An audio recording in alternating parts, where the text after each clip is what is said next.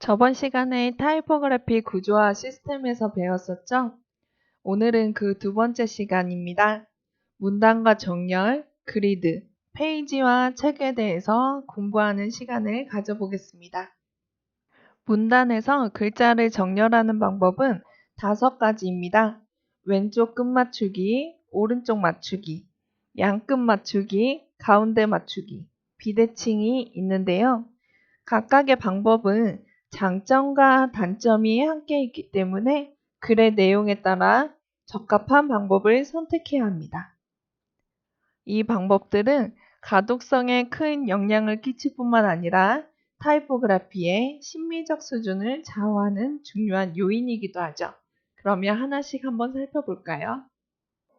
왼끝 맞추기는 왼쪽이 수직선상에 나란히 정돈되고 오른쪽은 흐트러진 상태를 말합니다. 여러분들이 한글 파일을 작업하시거나 파워포인트, 워드 파일을 작업하실 때 많이 보셨을 거예요. 이 방법은 각 줄의 길이가 다르지만 낱말 사이가 모두 일정하게 고른 장점이 있습니다. 이 정렬 방식은 많은 양의 텍스트를 다룰 때 가장 이상적이기도 하죠.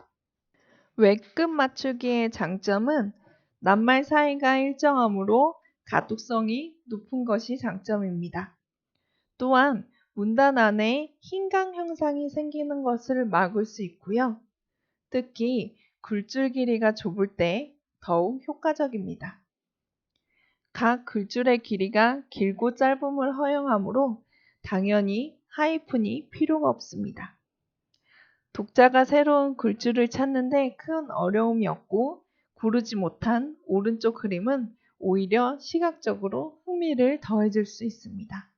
하지만 왼끝 맞추기의 단점은 글줄 길이가 모두 달라서 레이아웃을 방해할 수 있고 디자인하는데 항상 엔터를 치거나 줄바꿈을 해야 되기 때문에 귀찮은 점이 될 수도 있습니다. 각 줄의 오른쪽 끝이 비슷하거나 같은 길이가 자주 반복되거나 전체 실루엣이 안쪽으로 오목하거나 반대로 볼록한 것은 금물입니다.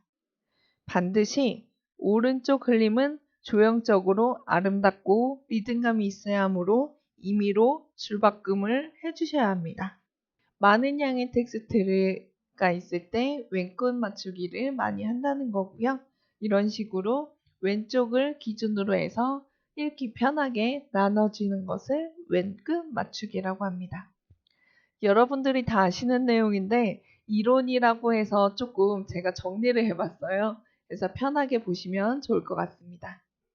오른끝 맞추기는 오른쪽이 정돈되고 왼쪽이 흘려지는 상태입니다. 왼끝 맞추기와 반대라고 생각하시면 되고요. 이 정렬 방식은 적은 양의 텍스트에는 적합하지만 많은 양의 텍스트를 쓸 경우에는 금물입니다. 오른쪽 끝 맞추기는 자주 사용되지는 않은데요. 극히 짧은 문장에서 흥미로운 레이아웃을 탄생시키거나 또한 왼끝 맞추기처럼 일정한 낱말 사이를 유지할 때 많이 사용합니다. 오른쪽 끝 맞추기는 시각적 흥미는 있지만 이 정렬을 읽는 데 많은 노력을 요구합니다. 사람들 시선은 왼쪽에서 오른쪽으로 읽는 것이 익숙하기 때문에 오른쪽의 기준이 되면 가지런하지 않아서 큰 혼란을 겪기도 하는데요. 따라서 오른쪽 끝 맞추기는 글이 매우 짧거나 흥미를 유발할 경우 쓰는 것이 바람직합니다. 오른쪽 끝 맞추기는 포스터나 책 표지 이런 식으로 텍스트가 짧을 경우에 이 레이아웃을 맞추기 위해서 많이 사용됩니다. 양끝 맞추기는 단락의 양끝 모두가 직선상에 나란히 정렬된 상태를 말합니다. 쉽게 말해서 왼쪽 끝도 맞추고 오른쪽 끝도 맞춰서 임의로 늘리는 거예요. 글줄의 정렬에서 독자에게 가장 익숙한 방법은 역시 양끝 맞추기입니다. 양끝 맞추기의 장점은 대부분 글은 거의 양끝 맞추기로 조판됩니다.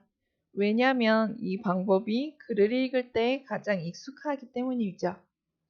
이 정렬은 독자들이 디자인보다 내용에 집중할 수 있도록 하고 소설처럼 내용이 많다면 가장 이성적입니다. 하지만 단점도 있는데요.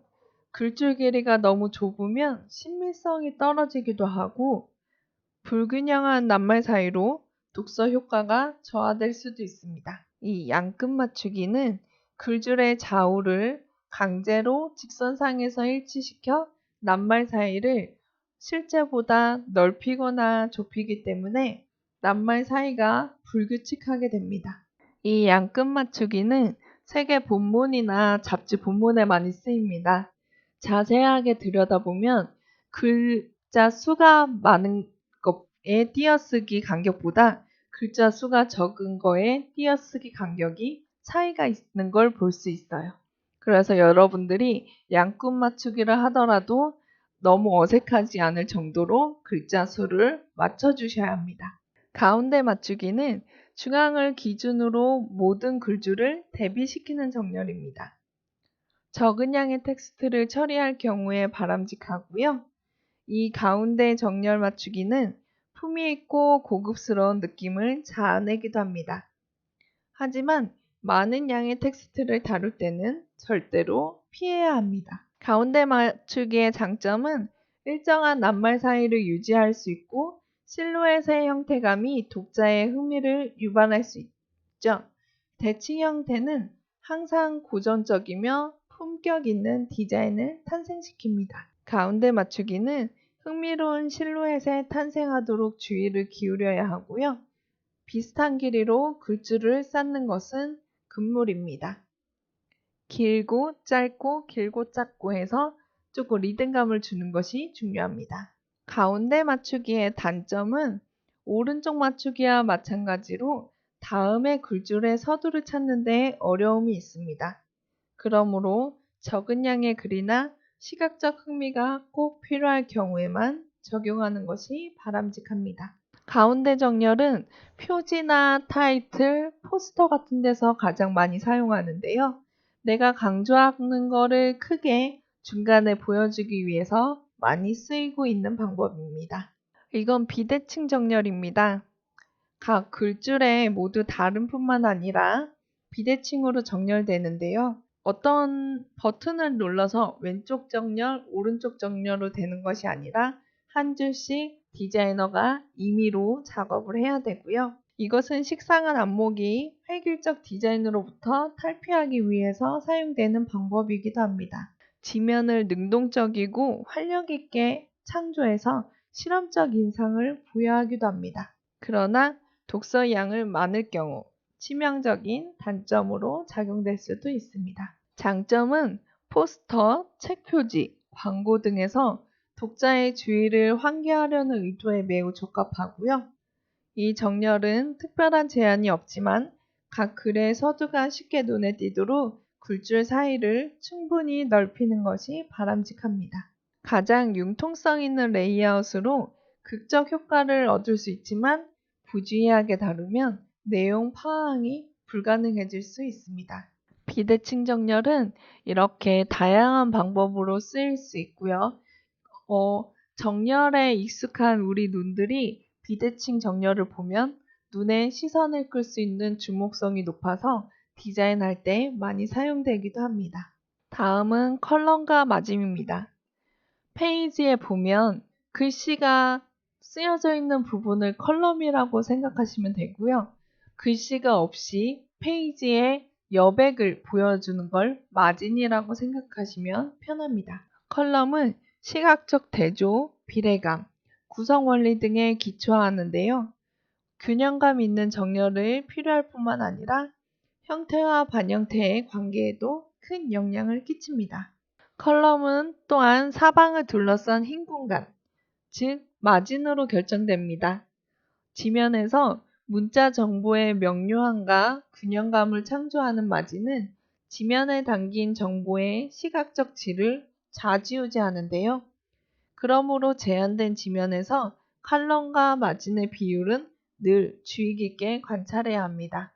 예시 이미지에서 보시면 페이지를 딱 펼쳤을 때 왼쪽과 오른쪽이 모두 보이는 걸 펼친 페이지라고 하는데요. 이 중에서 글씨가 들어가는 부분을 컬럼 단위라고 하고요. 텍스트가 줄줄줄 여러 개가 들어있으면 텍스트 컬럼이라고 합니다.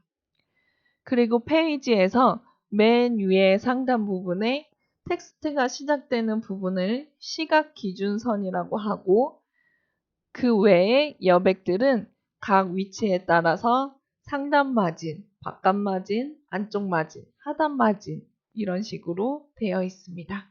칼럼 마진 형태는 언제든지 달라질 수 있습니다. 독자의 주의를 각별히 환기해야 한다거나 예술적 내용을 다루는 글이라면 칼럼과 마진 형태는 얼마든지 변형을 시도할 수 있습니다. 따라서 칼럼은 다각형이 되거나 낮자 모양이 되거나 곡선화되거나 중첩되거나 회전된 전혀 엉뚱한 형태가 될 수도 있습니다.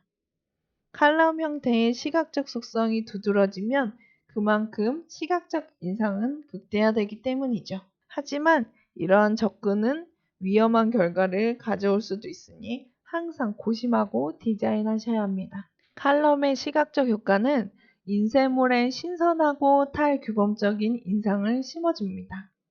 특히 본문 텍스트가 지루할 만큼 많거나 아니면 각별히 독자를 유인해야 할 요소가 필요할 경우에는 단원이나 장의 시작을 알리는 첫 컬럼에서 시각적 효과를 타이포그래피의 독창적인 개성을 보여주는 장치이기도 합니다. 그 장치는 여러 가지가 있는데요. 첫 번째 장 구분 효과를 한번 보겠습니다. 각 장이 시작되는 첫 페이지의 첫 번째 칼럼, 이거는 시각적 속성을 달리해 장이 시작됨을 알리는 역할을 합니다. 독자에게 새로운 장의 시작을 알리는 방법은 각 장마다 첫 단락의 글줄 사이를 조절해서 시각적 절감을 달리하거나 첫 단락의 첫 단어 또는 첫 문장에 색을 부여하는 방법도 있습니다. 이러한 방법은 글자가 글을 읽는 데 다소 부담을 주는 것도 사실이지만 장이 시작되는 첫 번째 칼럼의 앞 단락에서만 사용하면 큰 무리는 없습니다. 투명 효과 또는 차원 효과는 질감이나 무게, 톤이 서로 다른 글자가 겹쳐질 때 나타나는 시각적 효과입니다. 이 효과는 각 요소의 시각적 속성이 서로 극명하게 다를수록 더욱 커지고요. 투명 효과는 지면의 깊이감, 투명성, 생명력과 활력을 불어넣는 매우 유용한 방법입니다. 이 효과는 그 정도가 클수록 회화적인 느낌을 강조할 수 있고 독자를 사로잡기 때문에 주로 크기가 큰 글자나 단락 또는 칼럼 위에 적용됩니다. 회색 효과란 시각적 밀집도 또는 회색도라고도 하는데요. 글자들이 점유하는 공간의 총량에 비례합니다. 이 말을 쉽게 말하면 글 상자가 나타나는 회색의 음영 단계를 말합니다. 흰색 종이에 정렬된 작고 조밀한 글자는 바탕색과 어우러져 각기 다른 회색 효과를 나타냅니다. 이러한 회색의 농담은 독자의 시선이 지면에서 이동하는 역할을 하게 되고요. 임의의 인쇄물을 앞에 놓고 마음의 평정을 유지하는 가운데 눈을 가르게 뜨고 조금 멀리서 바라보면 회색의 정도가 진한 것과 흐린 것으로 시선이 옮겨짐을 느낄 수 있습니다. 그 다음 요소는 그리드입니다. 그리드는 단일 체계로 효율적 결과를 얻기 위해서 고안된 장치인데요. 일명 격자 구불망이라도 합니다. 그리드는 많은 양의 정보를 일목요연하고 체계적으로 처리하고 시간과 경비를 절감할 수 있는 뛰어난 장점을 갖추고 있습니다. 또한 그리드는 다른 대안은 없을 정도로 그리드는 정답이라고 생각하시면 됩니다. 그리드를 쉽게 얘기하면 모듈 그리드라고 해서 여러 개의 사각형이 모여있는 기준이 되는 그리드에서 내가 1단 그리드로 디자인할 건지 2단 그리드로 할 건지 3단 그리드로 할 건지 아니면 이 그리드로부터 벗어나서 다른 레이아웃으로 할 건지 이 기준이 되는 겁니다. 지면에서 요소들의 정렬을 지배하는 가상의 시각 기준선이 존재해야 하는데요. 그것이 바로 그리드의 요소입니다. 그리드를 탄생시킨 구물망의 역사는 과거 예술가들이 투시도법에 대한 이해도가 싹트고 원근법에 대한 개념이 형성돼서 그려야 할 대상물의 앞쪽에 금옥망을 넣고 그 망을 통해 대상물을 옮겨 그린 것에서 시작됐습니다. 이것은 이후 황금 분할, 루트 사각형, 모듈러 등과 같이 비례 체계의 근원이 되기도 합니다. 타이포그래피에서 말하는 그리드는 지면의 글자나 이미지를 구성할 때 디자인 전반의 단일성을 확립하는 역할을 합니다. 일반적으로 그리드 요소는 시각 기준선, 그리드 모듈, 텍스트 블록, 컬럼 마진, 외곽 마진 등이 있습니다. 시각 기준선이란 지면에서 대개 본문의 가장 높은 위치에 존재하는 가상의 수평선을 말합니다. 이 가상의 직선은 디자인의 큰 틀을 이끌면서 정렬감을 지탱하여 연속되는 여러 페이지를 하나의 시각적 체계로 통일하는 단일성을 구축합니다. 형식상 이들은 인체의 척추와도 같다고 말합니다. 텍스트 블록이란 지면에서 외곽 마진을 제외한 영역을 말하는데요. 즉 여러 칼럼 마진이 차지하는 큰 사각형을 말합니다. 지면에서 텍스트 블록을 결정할 때는 먼저 텍스트 블록의 면적과 위치를 검토해야 합니다. 텍스트 블록이 페이지 중앙에 놓이면 정적이고 형식적으로 보이고요. 가장자리에 놓이면 긴장감과 에너지를 느낄 수 있습니다. 텍스트 블록의 크기가 또한 중요한데요. 텍스트 블록의 크기가 작으면 수줍어 보이고 크면 활기차 보입니다. 그러므로 디자이너는 그리드의 세부 구조를 결정하기 전에 먼저 텍스트 블록의 면적과 위치를 심사숙고하는 것이 최우선입니다. 그리드에서 외곽 마진 역시 매우 중요한데요. 외곽 마진은 텍스트 블록이나 이미지의 배경이 될 뿐만 아니라 글과 공간의 대비를 확립하는 요소입니다. 대칭적 마진은 수동적이고 비대칭적 마진은 능동적입니다. 그리고 마진의 상하 또는 좌우 간격이 서로 다르면 시각적 긴장과 쾌활함이 발생합니다. 그리드의 기본 속성은 반복입니다. 그리고 지배와 종속의 원리를 따릅니다. 지속 반복 가운데 칼럼은 지배적이며 칼럼 마진은 종속적입니다. 이들은 하나의 체계 안에 수많은 타이포그래피 요소를 수용하고 지면에 바람직한 긴장감을 창조하는데요. 타이포그래피 그리드는 규칙적 비례 속에 일정한 간격으로 세분화되고 이러한 비례 체계나 세분된 간격은 지면의 시각적 속성에 인상을 탄생시키는 역할을 합니다. 페이지와 책, 여러분들이 말을 안 해도 다 아시겠지만 굳이 이거를 정의하자면 페이지는 여러 가지의 디자인 요소가 모두 담긴 지면이고요. 책은 이 지면들이 하나의 덩어리로 묶인 것입니다. 페이지의 시각적 일관성은 책에서 각 페이지는 긴 종이가 연속된 여러 조각으로 나뉜 것입니다. 대개의 인쇄물은 연속된 여러 장의 페이지로 구성되는데요. 적게는 한두 쪽에서 많게는 수백 쪽에 달하죠. 접지 형식의 리플렛이나 브로셔도 구조적으로 한 장의 페이지나 다름이 없습니다.